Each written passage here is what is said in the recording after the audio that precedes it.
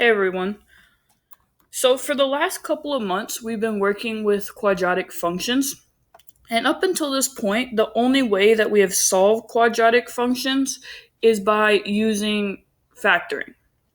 Today, we're going to learn another method for solving, and that's by using the quadratic formula.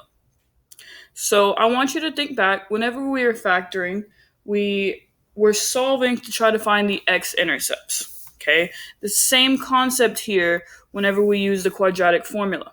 So we want to find the x-intercepts, but those x-intercepts have other names, other words that mean the exact same thing. Some of those words include roots, solutions, and zeros.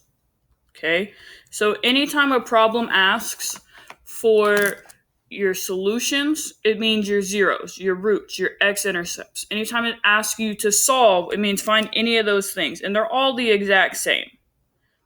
Okay, now before we can use the quadratic formula, we need to refresh our memories on what standard form is, because in order to use the quadratic formula, your equation must be in standard form.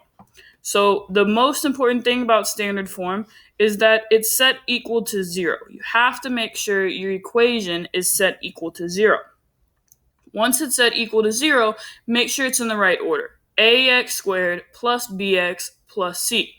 A is the number in front of x squared, b is the number in front of x, and c is the number by itself. All right. Once it's in standard form, the first thing that you're going to want to do is identify what your A, B, and C are, because you're going to plug those into this quadratic formula down here. All right. Your quadratic formula is x equals negative b plus or minus the square root of b squared minus 4ac all over 2a. All right. And I know that's a lot to remember, so you're going to be given your quadratic formula in this class. You're not going to have to remember that in Algebra 1. But before we start using the quadratic formula, I want to talk about a specific part of it.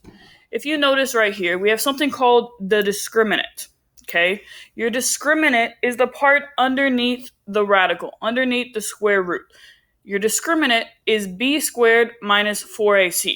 Notice the radical, the square root, is not included in that. It's just the b squared minus 4ac. Now, the reason we talk about the discriminant specifically is because the discriminant can tell us how many solutions we have before we even solve the equation. So your discriminant tells you how many solutions you have, how many x-intercepts, how many roots, how many zeros you have.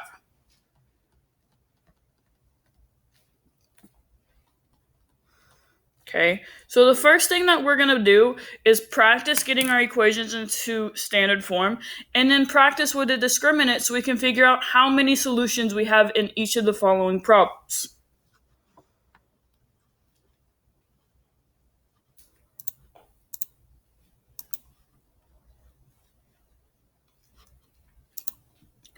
All right, so let's look at the first equation. 2x squared plus 5 equals 3x. It's not in standard form, so the first thing that we're going to have to do is get it into standard form. All right, so I want one side to equal 0, so I'm going to move this 3x over here. And to get rid of a positive 3x, I'm going to subtract 3x. Okay, so I'm going to do that on both sides. Minus 3x, minus 3x. So that gives me 2x squared plus 5 minus 3x equal to that 0. Okay, so it's equal to 0, but we want to put it into standard form, so our negative 3x needs to come in front of our 5. So if I rearrange that, it's going to give me 2x squared minus 3x plus 5. Now it's in that ax squared plus bx plus c form that we were talking about, that standard form. Okay, once we have it in standard form, we can identify a, b, and c. Okay, so like I said before, your a is the value in front of x squared. So for us, our a value is 2. Your b value is the number in front of x. So for us, our b is negative 3. Right? And then your c value is the number by itself. So in this case, our c value is 5. Okay, so what we're going to do is we're now going to plug those into our b squared minus 4ac. So if I plug those in, I'm going to have negative 3 squared minus 4 times, our a value is 2, times our c value, which is 5. Now I'm going to simplify this, okay? Negative 3 squared is negative 3 times negative 3, which is going to give us a positive 9. Negative 4 times 2 is negative 8, and negative 8 times 5 is negative 40. Okay, so we have 9 minus 40. 9 minus 40 gives us a negative 31.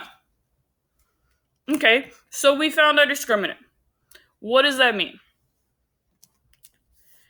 Anytime your discriminant, which I'm going to simplify over here to this, anytime your discriminant is negative, anytime it's less than 0, that tells you that you have no real solutions. It doesn't cross your x-axis at all. Okay? So since our discriminant is negative, negative 31, we have no real solutions. So I'm just going to write that in over here. No real solutions.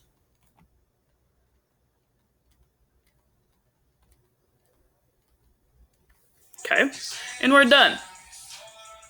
So now let's go on to the next one, number 2. All right, again, first thing I'm going to do is make sure it's in standard form. And it's not, so I'm going to put it into standard form. So to get rid of a positive 2, I'm going to subtract 2. Minus 2, minus 2. And that's going to give me x squared plus 8x minus 2. Notice it's now set equal to 0, and this one is in the correct order. Ax squared plus bx plus c. All right, so now I can identify my a, b, and c. So again, my a is in front of x squared, and there's nothing there, so I know it's 1. My b is the number in front of x, so in this case, that's 8. And my c is the number by itself. So in this case, that's negative 2. So I have my a, my b, and my c, and now I can plug that in to find my discriminant. All right, so first I have b squared, so in this case, 8 squared, minus 4 times, then I'm going to plug in my a value, which for this question is 1, and then I'm going to plug in my c value, which for this question is negative 2. Now I'm going to simplify to see what that gives me. All right, so 8 squared, that's 64. Negative 4 times 1, that's negative 4, times negative 2, that gives me a positive 8. And 64 plus 8, that gives me 72. So this time, I have a positive answer for my discriminant. Last time I had a negative, this time I had a positive. Okay, so it's a little different. We have to figure out what that means. So anytime you have a discriminant that is positive, that is greater than 0, that tells you that you have 2 real solutions. 2 real solutions. Okay, so for number 2, this problem right here, by just looking at the discriminant and getting an answer of 72, that tells us we have 2 real solutions. Okay, number 3. We have 9 minus 12x equals negative 4x squared. It's clearly not in standard form, so let's put it in standard form. The first thing that I'm going to do is I'm going to bring over this negative 4x squared. And to move over a negative 4x squared, I'm going to add 4x squared. So plus 4x squared plus 4x squared. All right, so that's going to give me 9 minus 12x plus 4x squared equal to 0. So it's set equal to 0 how we like, but it's not in the correct order. Okay, we want our x squared to come first, so I'm going to put that in the front, positive 4x squared. And then we want our x's, so minus 12x, and then we want our constant, our number by itself, so plus 9. Okay, so that gives us 4x squared minus 12x plus 9 equals 0. Now it's in the correct order, and we can find our a, b, and c. Okay, so remember your a is the number in front of x squared. So in this case, our a value is 4. Okay, your b is the number in front of x. So in this case, our b value is negative 12. And our c is the number by itself. So in this case, our c is 9. Since we have found a, b, and c, we can now plug those in to find our discriminant. Okay, so first thing is b squared, negative 12 squared, minus 4 times, now we plug in our a value, which in this case is 4, times our c value, which in this case is 9. So we have negative 12 squared minus 4 times 9. All right, now let's simplify that. See what it gives us as our answer. All right, negative 12 squared, negative 12 times negative 12, that's 144. And then we got to do this. Negative 4 times 4 is negative 16. And negative 16 times 9 is going to give us a negative 144. So we have 144 minus 144. Well, 144 minus 144, that's 0. And 0 doesn't fit into either of the two categories I've already established. It's neither positive nor negative. So we got to figure out what it means if our discriminant is 0. All right?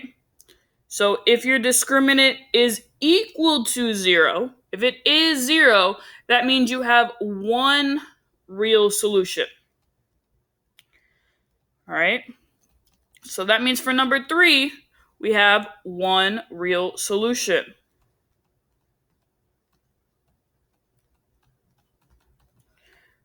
All right, so quick recap before we continue on and actually start solving them.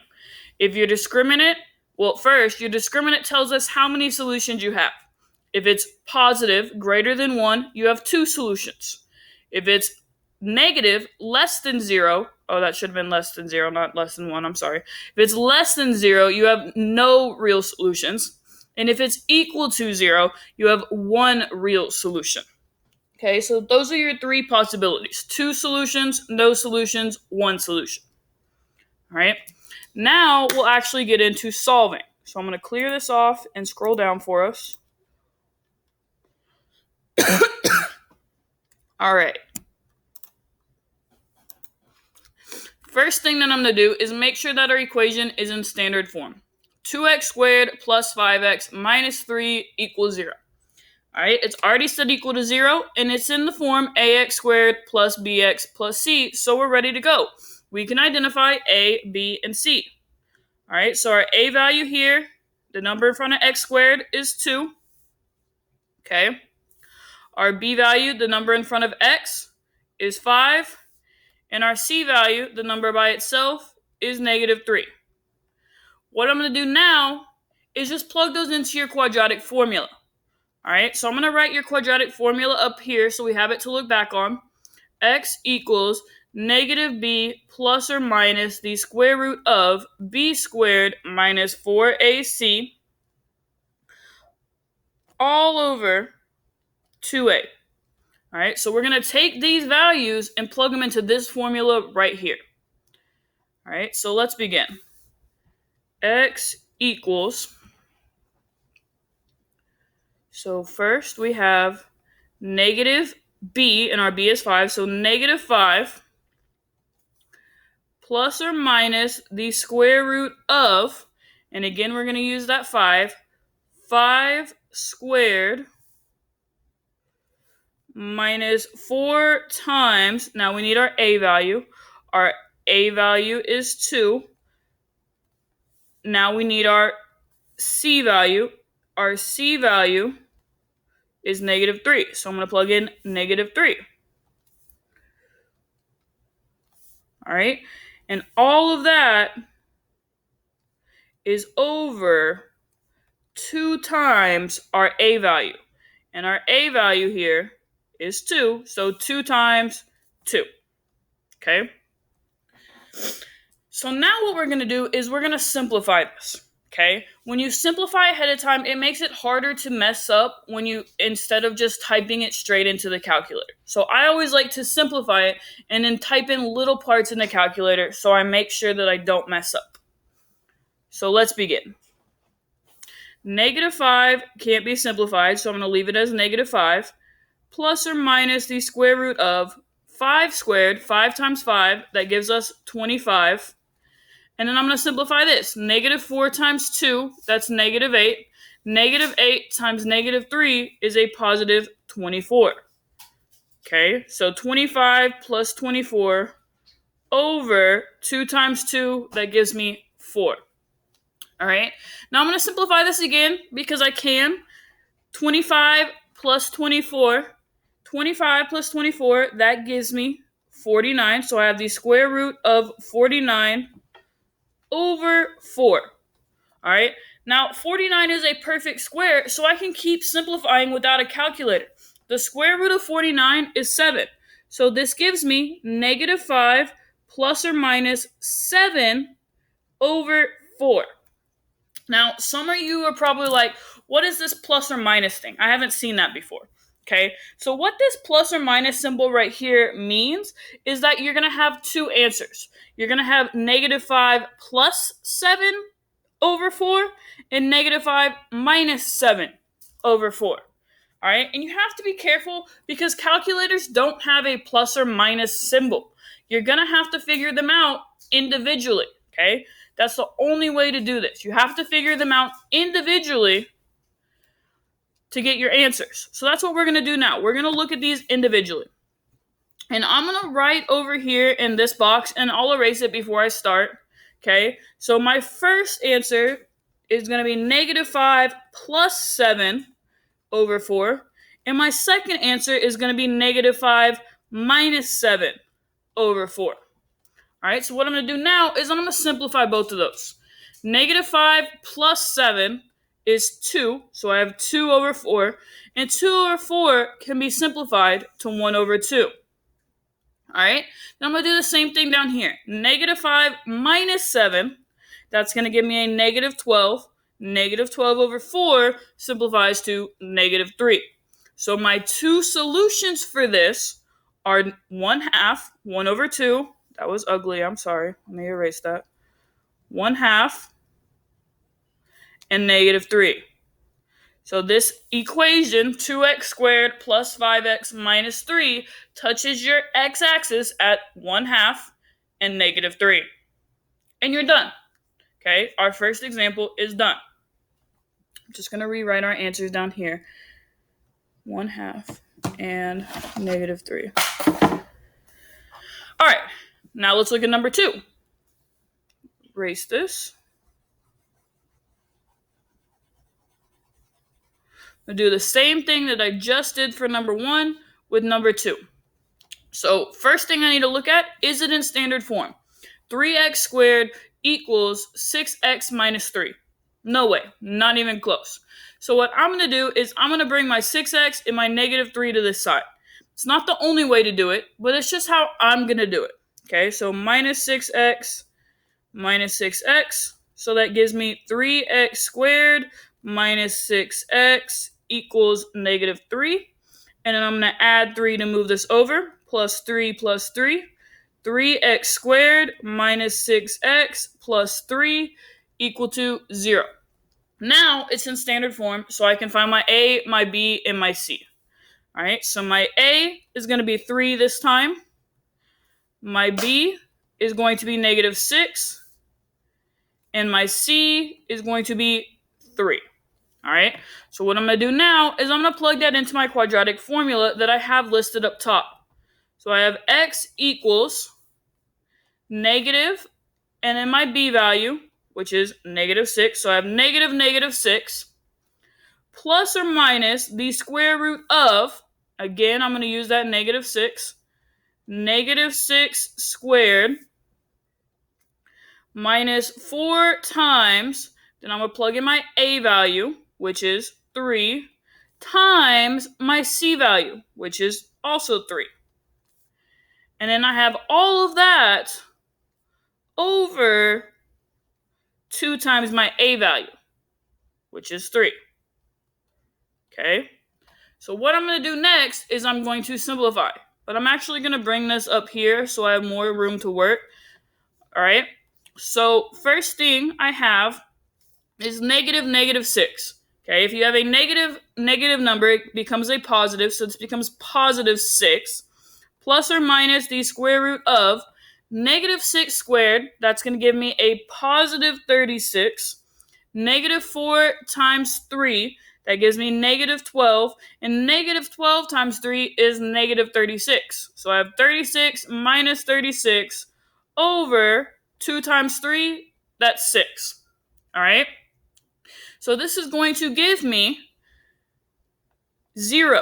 36 minus 36 is 0. So I have 6 plus or minus the square root of 0 over 6.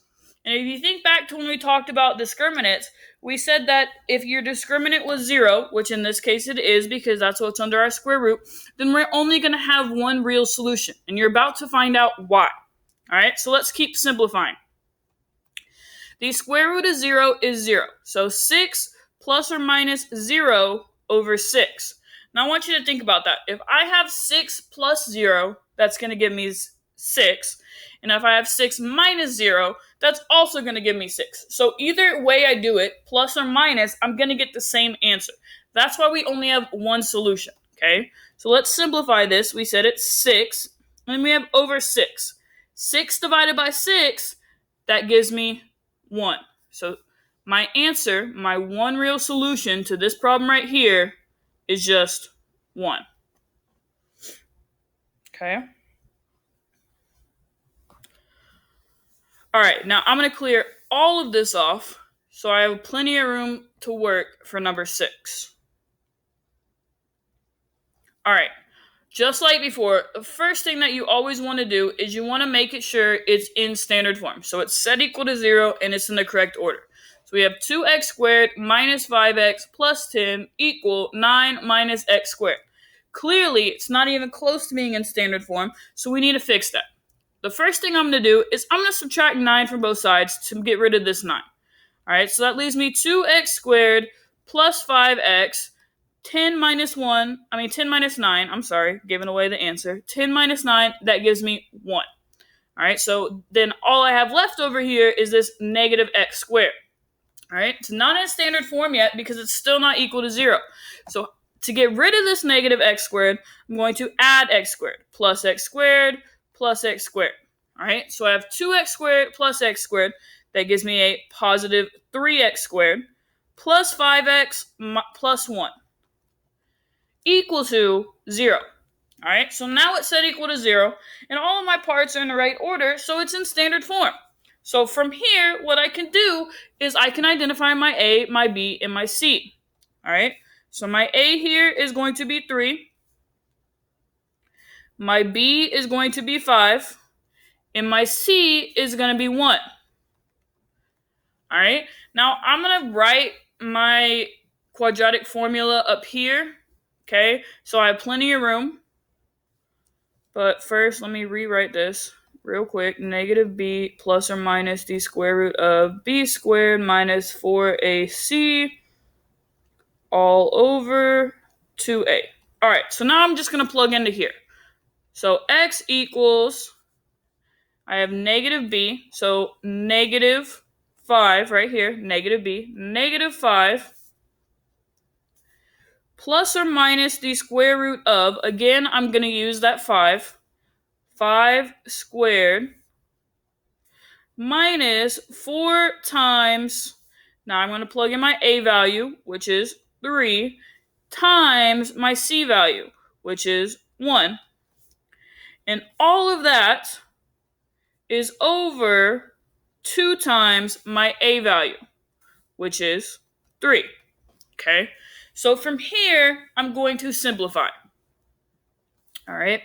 I have negative 5. That can't be simplified. Plus or minus the square root of 5 squared, 5 times 5, that's 25. Minus 4 times 3 is 12, times 1 is also 12, so minus 12 over 2 times 3. 2 times 3 is 6. Okay? So I'm going to simplify this again. I have negative 5 plus or minus the square root of 25 minus 12. That gives me 13 over 6. Okay? Sorry, that was really ugly. Let me fix that real quick. Over 6. Now, when we had a problem like this before, the number underneath our square root was a perfect square. 13 is not a perfect square.